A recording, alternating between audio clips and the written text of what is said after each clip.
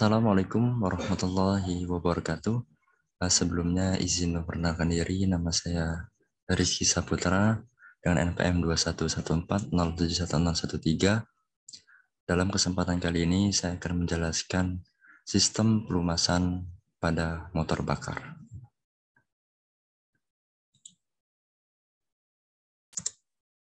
Oke, ini bagian ataupun pembahasan yang akan kita bahas dalam sistem pelumasan. Yang pertama yaitu nanti kita bahas pengertian dan fungsi dari sistem pelumasan. Yang kedua, bagian-bagian dan fungsi komponen dari sistem pelumasan. Yang ketiga, cara kerja dari sistem pelumasan. Yang keempat, ada macam-macam ataupun jenis-jenis dari sistem pelumasan. Dan yang terakhir ataupun yang kelima yaitu kesimpulan. Pembahasan pertama, kita akan membahas pengertian dari sistem pelumasan. Sistem pelumasan adalah suatu sistem yang berfungsi untuk melapisi logam dengan oli, sehingga dapat mencegah kontak langsung antar logam yang bersentuhan, sehingga dapat mencegah terbentuknya karat, dapat mengurangi gesekan pada komponen satu dengan yang lain, dan juga meredam benturan yang terjadi pada komponen tersebut. Sehingga nantinya komponen-komponen tersebut itu lebih bisa terjaga dan lebih awet ke depannya. Adapun fungsi dari sistem pelumasan, yaitu yang pertama, sistem pelumasan sebagai pelumas. Artinya, cairan pelumas ataupun yang kita sebut oli akan melumasi komponen-komponen yang bersentuhan tadi antara logam dan logam ataupun antara gear dan gear, sehingga komponen-komponen tersebut bisa tetap terjaga karena adanya pelumasan. Dan fungsi pelumasan yang kedua yaitu sebagai pendingin. Yang tadi antara komponen-komponen ataupun antara logam-logam yang bergesekan itu akan menghasilkan panas. Dan fungsi pelumasan sebagai pendingin di sini yaitu meredam suhu dari hasil gesekan-gesekan tersebut. Dan yang ketiga, fungsi pelumasan yaitu sebagai perapat.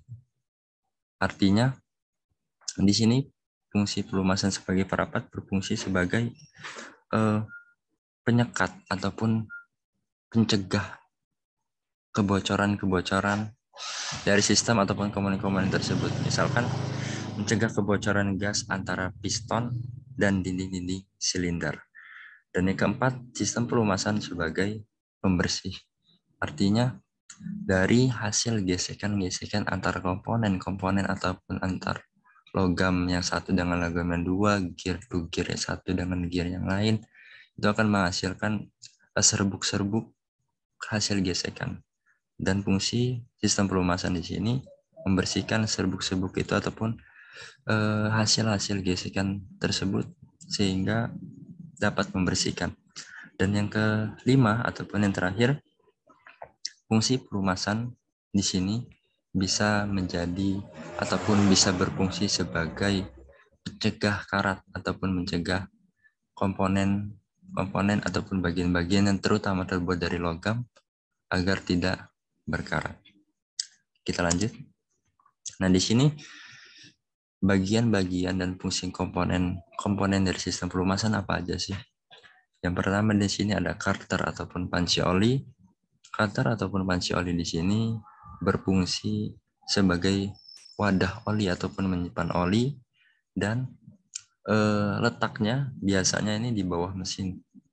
Di bawah mesin, jadi panci oli ini letaknya di bawah mesin dan berfungsi untuk menyimpan oli yang nantinya akan diedarkan dalam sistem pelumasan. Dan yang kedua yaitu ada penutup oli. Ini gambarnya ini. Penutup oli ini kita tahu ya secara tidak langsung karena judulnya penutup ya pasti berfungsi sebagai penutup wadah ataupun penutup tempat dari wadah oli itu tersebut. Dan yang ketiga yaitu tongkat kedalaman. Nah, Ini gambarnya, gambar tongkat kedalaman ataupun alat yang berfungsi yang kita pakai untuk mengecek ketersediaan oli yang ada dalam mesin. Jadi di sini nih nanti ada tandanya, ada tanda F full ataupun L low. Jadi ketersediaan oli yang baik itu nanti di antara tanda dua ini, di antara F dan L. Dan ketika oli itu ketersediaannya kurang di dalam wadah ataupun di dalam mesin, itu tanda-tandanya nanti ketika dicek ataupun ketika tongkat ini dimasukkan ke dalam wadah oli, itu nanti menunjukkan di bawah tanda low ataupun kurang ketersediaannya di dalam mesin. Ada juga ketika tanda ataupun batas yang ditunjukkan di tongkat kedalaman ini di atas tanda F ataupun di atas tanda full, itu artinya oli dalam wadah tersebut ataupun dalam mesin tersebut berlebih. Yang bagus ataupun yang baik ya di antara keduanya, artinya di antara tanda F full ataupun di antara tanda low, artinya ketersediaan oli masih cukup. Dan yang keempat di sini bagian atau komponen dari sistem pelumasan ada pompa oli. Pompa oli di sini berfungsi untuk mensirkulasikan oli mesin ke komponen-komponen mesin yang memberikan pelumasan kepada bagian-bagian yang bergerak sehingga mencegah kausan akibat gesekan. Dan yang kelima ada katup pembebas tekanan. Jadi katup pembebas tekanan oli ini berfungsi atau memungkinkan tekanan oli yang berlebih untuk kembali ke panci oli, termasuk ketika engine ataupun ketika mesin dingin, untuk mengurangi kemungkinan kerusakan komponen-komponen sistem pelumasan. Jadi ini pembebas tekanan nomor 5. Selanjutnya, saringan oli. Sebuah saringan oli dipasangkan untuk menghalangi partikel-partikel kotoran yang terbawa masuk oleh oli mesin yang dapat menimbulkan kerusakan mesin. Karena di sini saringan, kita tahu saringan atau filter itu ya berfungsi sebagai memfilter atau menyaring kotoran-kotoran atau partikel-partikel yang dapat merusak mesin lah. Yang artinya di sini nanti disaring oleh saringan oli ini. Dan yang ketujuh yaitu ada pipa oli ataupun saluran oli. Saluran ini berupa serambi utama dan pipa-pipa sebagai jalur pelumas menuju mesin. Dan yang ke-8 di sini ada indikator oli, ini gambarnya. Indikator oli ini gambarnya. Indikator tekanan oli ini dirancang untuk memberi sebuah peringatan jika tekanan oli pelumas turun ataupun di bawah tekanan yang diperlukan untuk kerja mesinnya efektif. Jadi ada tanda-tanda ataupun lampu indikator oli mesin ini akan menyala karena beberapa faktor seperti jumlah oli di dalam mesin itu kurang, sehingga nanti tandanya ya lampu pada indikator oli ini menyala. Ataupun bisa juga sebabnya karena pompa oli mesin rusak sehingga tidak ada tekanan oli. Ataupun bisa juga karena kerusakan sensor tekanan sehingga walaupun oli di dalam mesin itu masih cukup ataupun masih tekanannya masih memadai karena sensornya rusak, jadi di sini indikatornya menyala. Fungsi dari indikator oli ini ya secara tidak langsung agar pelumasan ataupun sistem pelumasan berjalan dengan baik. Dan komponen yang ke-9 yaitu ada pendingin oli. Pendingin oli yang dipasang untuk mendinginkan oli pelumas dengan memindahkan kelebihan panas dengan pendingin udara yang dibawakan pada inti pendingin. Dan yang terakhir ataupun yang ke-10 ada katup ventilasi ruang engkol. Katup ventilasi ruang engkol ini dirancang untuk membuang kebocoran asap ataupun kebocoran gas yang dihasilkan oleh pembakaran-pembakaran yang masuk ke ruang engkol. Asap ini ataupun gas ini dihasilkan karena tekanan pada mesin yang meningkat, sehingga dihasilkan kebocoran yang bisa masuk ke dalam ruang engkol ataupun di dalam silinder. Oke, kita lanjut. Lantas bagaimana sih cara kerja dari sistem pelumasan itu? Cara kerja dari sistem pelumasan ini sederhananya ketika pompa oli bekerja berdasarkan putaran poros engkol, pompa oli ini melakukan hisapan. Jadi pompa oli ini menghisap oli yang ada di wadah oli ataupun oil fan dan kemudian saringan kasar pada bak oli. Kemudian oli yang terhisap itu kemudian ditekan melalui sistem pengatur tekanan tadi. Dan melalui filter oli, kemudian oli melumasi komponen-komponen mesin dan kembali ke bak oli oleh gaya gravitasi sendiri. Jadi sistem ini terus berulang. Ketika pompa oli menghisap oli, kemudian ya ada penyaringan oli segala macam. Selanjutnya ya kembali lagi ke bak oli tersebut, nanti diedarkan lagi, kembali lagi, nanti diedarkan lagi. Begitu seterusnya sistem sirkulasi pelumasan pada sistem pelumasan motor bakar. Nah, di sini ada beberapa jenis sistem pelumasan pada mesin ataupun pada motor bakar. Ada 4 jenis ataupun 4 macam sistem pelumasan mesin pada motor bakar. Yang pertama, sistem percik. Sistem percik ini, dalam sistem ini, pompa oli mensuplai oli ke panci percik ataupun splash pan yang terletak di bawah poros engkol. Kemudian pada saat batang torak berputar, ujung batang terbenam ataupun berputar seperti sendok. Pada ujung batang terbenam ke dalam laluan panci percik untuk mengambil oli. Jadi ketika poros engkol itu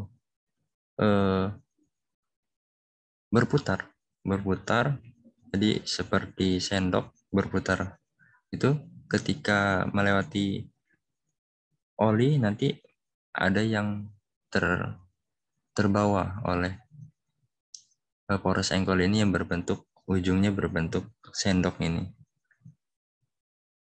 sehingga nanti olinya dibawa dan diedarkan. Kemudian yang kedua yaitu kombinasi percik dan tekan. Jadi sistem ini langsung mensuplai oli ke saluran utama dalam box mesin. Dari gali utama, oli ditekan melalui saluran-saluran ke bantalan-bantalan utama seperti bantalan batang piston, poros cam, poros lengan, saringan filter, ataupun yang lainnya. Kemudian keluarnya oli dari bantalan-bantalan tersebut menghasilkan kabut yang melumasi dinding silinder atas piston dan pena piston. Dan yang ketiga di sini ada sistem tekanan penuh atau full internal force feed system. Sistem ini bisa dikatakan selangkah lebih maju lah, lebih canggih dari sistem terdahulu. Oli tidak saja ditekan di sini pada saat di crankshaft, di rocker arm, filter, dan sanding unit. Oli dialirkan juga oleh pompa ke bantalan pena piston. Bantalan pena piston dilumasi melalui saluran dalam batang penggerak piston. Dinding silinder dan piston dilumasi oleh pengeluaran oli ini dari bantalan pena piston ataupun bantalan batang penggerak piston. Dan yang terakhir ataupun yang keempat, jenis sistem pelumasan pada mesin ataupun pada motor bakar yaitu sistem campur atau mixing system. Dan sistem ini biasanya terdapat di kendaraan sepeda motor 2 tak jenis skuter.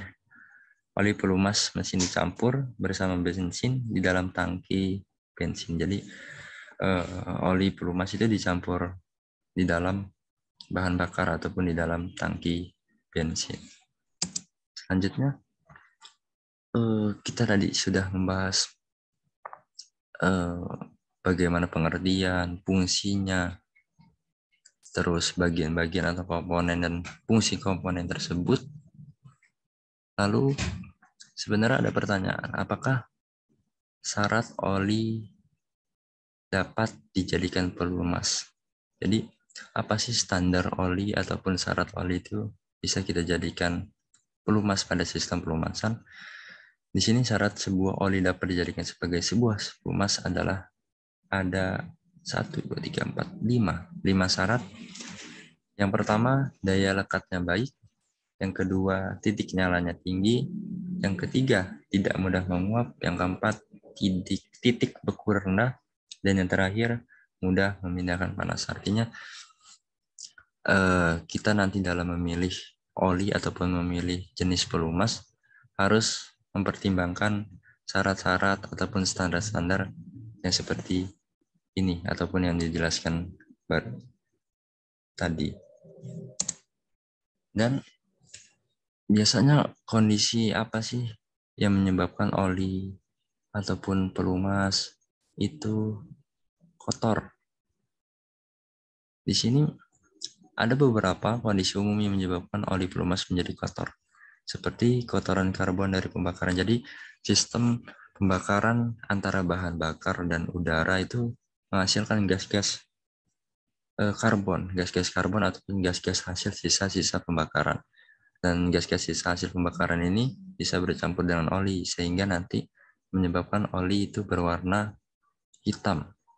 Dan yang kedua bisa juga disebabkan oleh debu ataupun kotoran yang terbawa oleh udara ataupun bahan bakar yang masuk. Dan yang ketiga ada bagian dari logam ataupun sisa-sisa gesekan, hasil-hasil gesekan, serbuk-serbuk ataupun serpihan-serpihan gesekan dari logam, antara logam itu bisa menghasilkan serbuk-serbuk ataupun gesekan ataupun serpi-serpihan logam itu yang nanti bisa menyebabkan oli itu kotor. Dan yang keempat, gas pembakaran yang bocor melalui ring piston ke dalam ruang engkol yang tadi itu. Gas hasil pembakaran itu bisa masuk ke dalam sela-sela ring piston yang kemudian masuk ke ruang engkol dan tercampur oleh oli. Dan yang kelima ataupun yang terakhir, adanya pengembunan air dari udara. Oke, kita masuk ke kesimpulan. Jadi dari sistem pelumasan yang sudah kita bahas dari awal tadi, mulai dari pengertian, fungsinya, terus bagian-bagian ataupun komponen-komponennya, dan juga tadi ada cara kerjanya, jenis-jenis sistem pelumasannya, terus standar oli yang baik itu bagaimana, syarat-syarat oli ataupun pelumas itu yang bisa kita pakai itu bagaimana, dan juga ada kondisi-kondisi umum yang menyebabkan oli itu kotor. Mengapa tadi sudah kita jelaskan, sehingga dari sini kita dapat kesimpulan yang pertama, oli sebagai pelumas akan memberikan lapisan minyak ataupun lapisan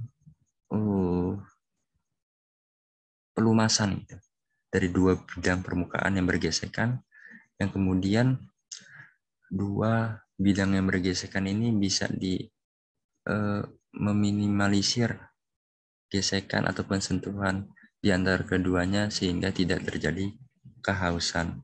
Yang kedua, kesimpulan pada sistem pelumasan ini, pelumasan bertujuan untuk menyerap ataupun memindahkan panas dan juga bisa sebagai penyekat lubang antara torak dan silinder, dan juga bisa sebagai bantalan untuk meredam suara berisik dari bagian-bagian yang bergerak atau bagian-bagian mesin yang bergerak, dan juga bisa meredam ataupun mengurangi kehausan dari komponen-komponen logam ataupun komponen-komponen dari sistem pelumasan ataupun sistem di dalam motor bakar tersebut, sehingga mesin ataupun komponen-komponen yang ada di dalam motor bakar bisa tetap terjaga dan bisa lebih awet. Dan yang ketiga, sistem pelumasan dapat dibedakan menjadi 3 ataupun 4 jenis tadi yang kita jelaskan. Ada 4 jenis, yaitu sistem percik, sistem kombinasi tekan dan percik, sistem tekanan penuh, dan sistem campur. Dan yang keempat, tadi komponen-komponen oli sudah kita jelaskan, sehingga dari sini dapat ditarik kesimpulan bahwa sistem pelumasan itu sangat penting adanya dan harus diperhatikan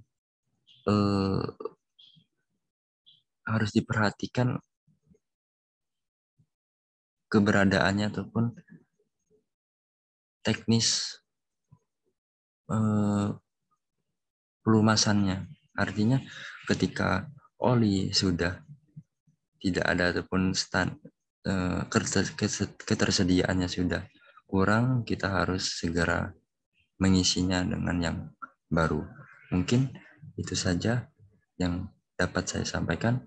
Lebih kurangnya saya mohon maaf. Bila ada kesalahan, saya akhiri. Terima kasih. Assalamualaikum warahmatullahi wabarakatuh.